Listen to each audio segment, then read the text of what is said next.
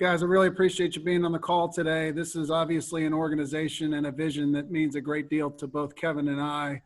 We want to use our story of shared blood, my blood and his blood are the same, take that message into the schools because we feel like that's what the kids need to understand, quite honestly. That's what the world needs to understand. And we feel like the best place to start is with our children. So empowering these young, we're calling them game changers, to have a better understanding of the world around them, but also a better understanding of who they are and where they fit into that world and how they can make a difference. You know, I think these kids today are socially active, they're engaged, they're smart, and they want to do something, but there's a great deal of confusion out there right now as far as what they can do and the message they can deliver. And we don't want to tell them what to say by any stretch. We just want to help them craft that message and that vision.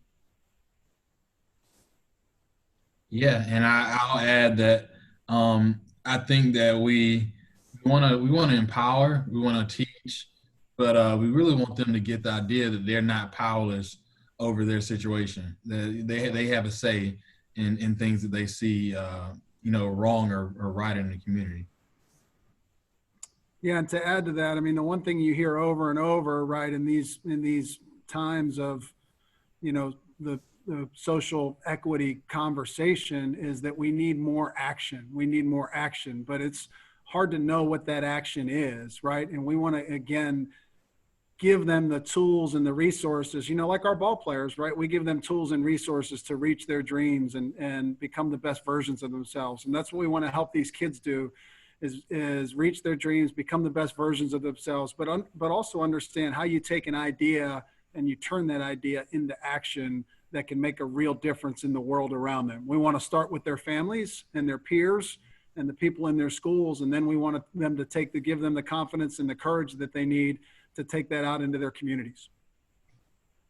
One of the things I want to just touch on right away is how you guys came up with the idea, you and Kevin together. Can you just walk us through that, how it kind of sparked the light bulb? Yeah, so I called Kevin shortly after Memorial Day and the tragic death of George Floyd. I called to just check in with Kevin and see how he was doing, make sure he and his family were okay, at that time of unrest and everything that was going on in the world. And, just like I did with all our players, Christian Long and Joey Rodriguez and all those, Donnie Sellers, all those guys in the past, that this might be hitting a little closer to home than quite honestly some of our other guys. But just wanted to make sure they were doing okay and their families were okay. And we started a conversation about, what can we do? We don't want to, Kevin and I are like you guys on this call. We're people of action. We don't want to just sit on the sidelines and recognize a problem and then not do anything about it. We wanted to make an impact. So, as we were kind of talking through that a little bit, I was telling Kevin the story of how when I learned I was a match for Kevin, a friend of mine, I told a friend of mine that I was a match and that I was going to do this. And he was perplexed and he was like, well, can you do that? And I was like, well, what do you mean? And he was like, well, isn't Kevin black? And I was surprised by that question. And it wasn't a malicious question or a racist question. It was just a question of not understanding science, quite honestly. But I remember my response to this gentleman very clearly was that, well, yeah, my blood and his blood are the same, and that's all that matters. And as I was telling, I'd never told Kevin that story before. It was the first time he'd ever heard it. And as soon as those words came out of my mouth, it was like a kind of a lightning bolt to say, this is what our kids need to know. I mean, our kids need to know that Kevin and I are the same, just like they're the same with everybody in their world. And, we're all the same inside. And yeah, while we might be different, one of the things that we talk about in our organization, right, is I have to, I don't know what the right term is, but I have to question when people say, oh, I don't see color. Well, yeah, you do. Everybody sees color, and we need to recognize that and own those differences. And those differences are great. But again, on the inside, we're the same. We're all human beings fighting the same fight and living in the same world that we need to share. So again, as Kevin and I were talking more and more about this, we had several conversations over a couple of weeks. And this kind of shape for this program came into vision. And it started out with me wanting to get Kevin a teaching job here in Winston-Salem. And then quickly as we talked about scaling this program and escalating this program to make as big an impact as far and wide as we can, it became obvious to me that Kevin wasn't going to have time to teach, that we needed him to be kind of front and center in this organization as a full-time employee. Yeah, I, he nailed it. I had before he even called me, I've been trying to do something along the lines of this for a while and just never had the platform, wasn't able to do it on my own type of thing. And but when he called me and we had that conversation, he told me that story, it just clicked that I wasn't doing anything at the time. Because of COVID, I wasn't doing anything, and it left an opportunity for us to kind of make a difference and take action like we always have. I think both of us have that in our nature. So yeah, that's pretty much how it got going, and now we're 3 months later, and we're here. Yeah, if you do the math, we've got 100 game changers in the program right now. We've got another, 11 facilitators in the program right now. We've got a program team that's helping us write curriculum. We've got a board of trustees that we're leaning on. We've got an executive director in Michael Barron, and then Kevin Jordan, our director of community outreach. We've got, a dozen volunteers that are giving us their time. We've got a couple of student interns here at Wake Forest. When you do the math, we've got probably, 150 or so people involved in this organization, kind of all pulling on the same rope and all with the same dream, which is a world of equity and justice, quite honestly. And again, we want to level the playing field here. We want to give these kids the same, no matter who they are, where they're from, what their background is. We want to give them the same educational and economic opportunities that every kid deserves. All right, we'll open it up for questions.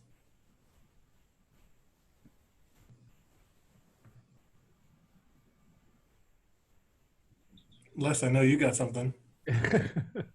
Just from a logistics standpoint, thanks, Jay. As the ambassador, Kevin, what do you see as your role?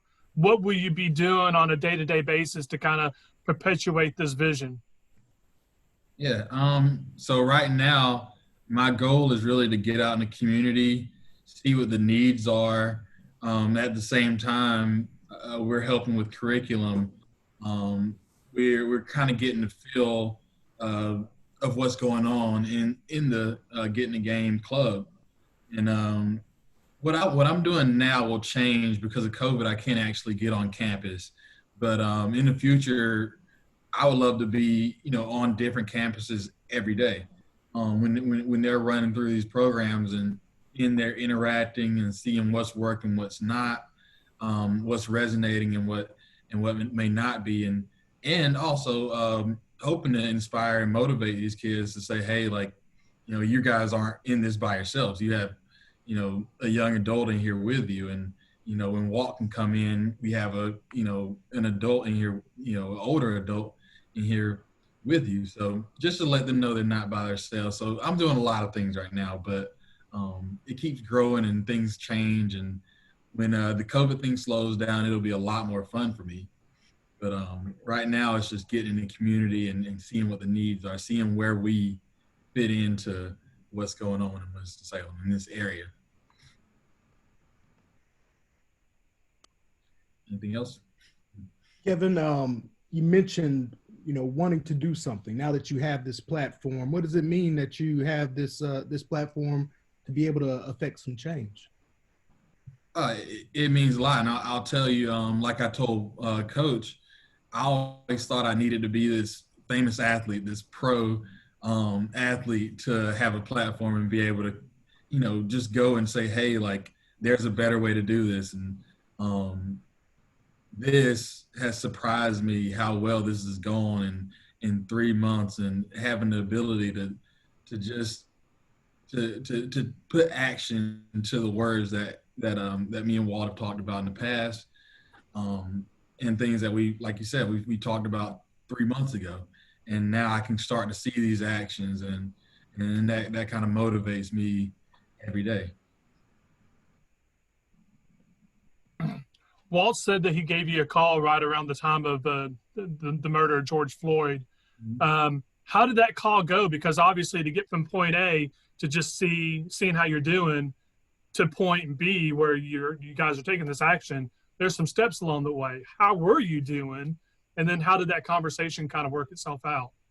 Yeah, I think me and Walt have always stayed in touch since I graduated. But I think I called him maybe a week or two before when the baseball season got canceled to see how he was doing. And when the George Floyd thing happened, he called me to see how I was doing. And it just so happened that we kind of continued the conversation, and kind of got into a more serious arena where we were saying, what can we do? You know, where is this action going to come from? Because we can talk and talk, and it kind of comes from the fact that we could have talked and talked when I needed surgery, but he decided to actually do something about it before I asked. I never asked for him to do that, so he literally got in the game himself. And I just think just that feeling, we kind of had that chemistry where we knew we were probably gonna take this to a higher level. So yeah, Kevin makes a great point there. I think one of the things we want to set up out of this program is kind of just this mentoring program where we've got college kids involved with the high school kids there for the middle school kids there for the elementary school kids. We have an alumni program where people can interact. Because I, like Kevin said, and he said it perfectly, these kids need to know that somebody's there for them and that somebody, understands what they're going through. And again, not that they're going to solve all their problems, but just having that ear that you can bend and that support system in place, I think is an important part of growing up. And I think a lot of these kids today, especially in this COVID world, I think they feel lonely and isolated. And we're hoping this Get in the Game is gonna give them a sense of community that maybe they're lacking right now.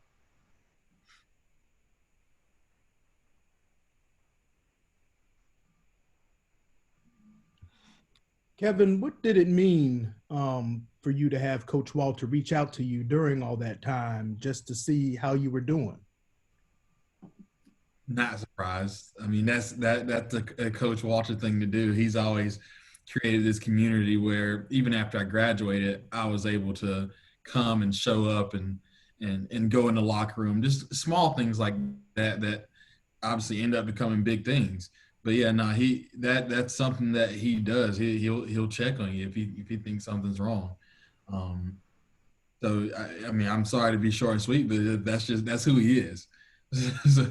so not that I was expecting him to call, but that's who he is, and that's what he does. He takes care of his guys. I've got one for both of you. You just came back from Greensboro just now. What's the message been in these schools, and what's the reaction been, on the ground so far? Well, these kids today were awesome. They had at Greensboro Day, they had a Get in the Game retreat today, where they basically spent the whole day doing a deep dive on Get in the Game. So we were able to go over there and meet with the kids and kind of listen to some of the sessions they were having. They were watching video clips part of the day today. One from the movie 42, another one from the movie Hidden Figures, the bathroom scene in Hidden Figures. If you haven't seen it, super powerful. And just having those conversations, just talking about their feelings and how those clips made them feel and how they felt like the people in those movies made them feel. But we took some video roll of these young game changers, and we asked them a question. And the question was, I want to see a world, I want to grow up in a world that ... And the answers that these kids came up with were pretty special. And we're gonna release some of these on social media here in the next few days. But these kids, as always, the kids nail it, right? They boil what we're trying to do down into 3 words. I talk like 1,000 words, and they talk 3 words, and they nail it better than I do. So again, we're just really excited. These kids and at all 4 of the schools that are that we're in right now. I mean, they're just really embracing this, and they're again taking these conversations into their homes and into with their peer group and their friends, and holding themselves and each other to a higher standard. And that's, at the end of the day, that's what it's all about. Kindness, empathy, dignity, and diversity. holding ourselves and one another to the highest standards in all four of those areas is again, at the heart of this thing. Yeah, I was pleasantly surprised how open they were handling these issues for their age group. I mean, once we asked them, I want to live in a world where, they took it exactly where, they didn't hold back on things that they wanted to see. And I think it's obvious that they've always, kids have always wanted to have this conversation. We're hopefully giving them the arena to do that more often. It was really surprising. Is this perhaps with the turbulence in the country right now? Is this maybe the perfect time to get something like this started, where you're going to have the best reception and the most open minds and hearts? I believe so, and that's why. Walt will tell you. We talked one day. I was moving to Winston, and we were tackling this issue and building this program within, I would say, it was 2 weeks. We knew that as soon as all this happened, that this was something we wanted to jump on and start to tackle as soon as possible. You say move to Winston, and it's great to finally meet you, Kevin. Sorry, I've been covering the Deacs for about 7 years, and I just barely missed you, I guess. Or maybe I caught you like your final year. Where was home before Winston? COVID forced me home back in Florida, where my parents are, and I was down there basically just like everybody else. We were riding out the storm and hoping it was going to be a couple months. When this came up, I just decided that this was more important, and luckily I did, because we're still dealing with COVID, and I'm glad I'm not still at home. So Walt got me out of the house, and now we're building something pretty cool. Well, and I'll add to that, because I was like, yeah, if we can get you up here next month. Kevin's like, I'll be there on Friday. So he was before the phone conversation was over, I could hear him in the background packing a bag. It was awesome.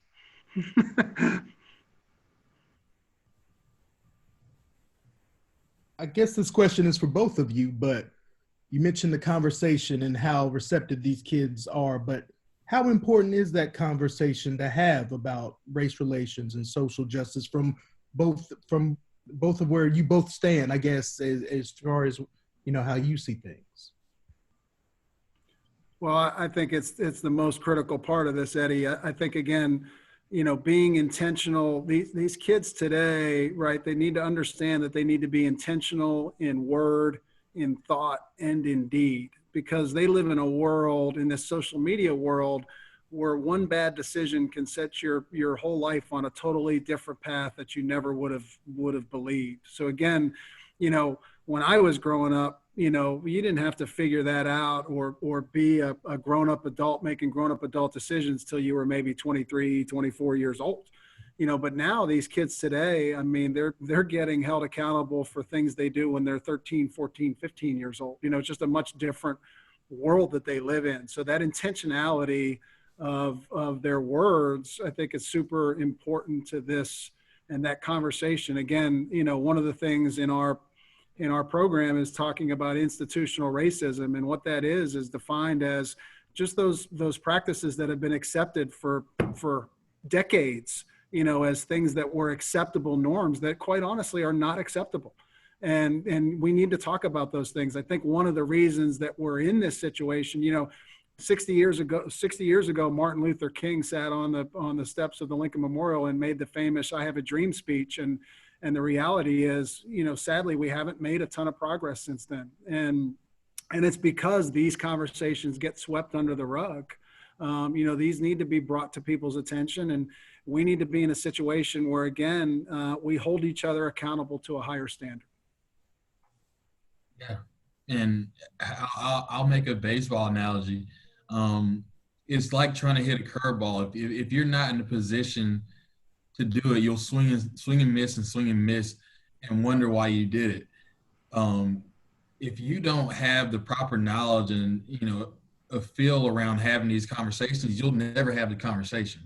Or when it comes up, it becomes an argument, or it becomes, a back and forth, and it may look something like our presidential debate the other night. Instead, what we want to do is put you in position, to have those conversations, and then you will naturally, because you feel comfortable in that arena, instead of being out of position and just not knowing, and being tossed into a position to have that conversation, and now you don't know how to do it, and you're defensive. So yeah, it's really important to have these conversations early and often. Yeah, and that's perfect. That's well said, Kevin. I think I'll add to that. I mean, the one thing we also love about these kids today is, right, they're more inclined and willing to go against how their parents feel and think, right? They think for themselves. When I was growing up, if your dad was a Catholic and he was a Pittsburgh Steeler fan, you know what I mean, then that's what you were, right? There was no other, there was it. I mean, it was just beat over your head. But now today, I mean, these kids, they'll disagree with their parents, and they'll formulate their own opinions, and they'll make statements about who they are on social media and what they believe in. And again, we're not here to tell them what they should think or what they should say or what they should believe about themselves. But like Kevin said perfectly, we want to put them in position to make an educated statement about who they are, what they believe in, about where to find joy in the world, things like that. I think so many kids today wake up and they just look at their day with dread. We just want to help them, get out of bed in the morning with something to look forward to, and a good feeling about who they are and the difference they can make in the world.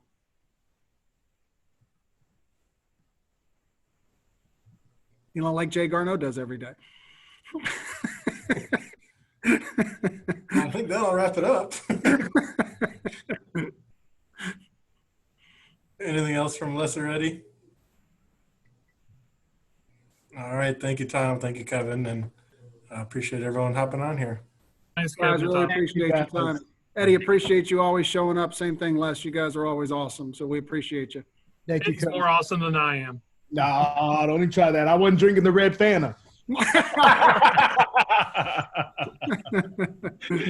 Kevin, it was nice to meet you, buddy.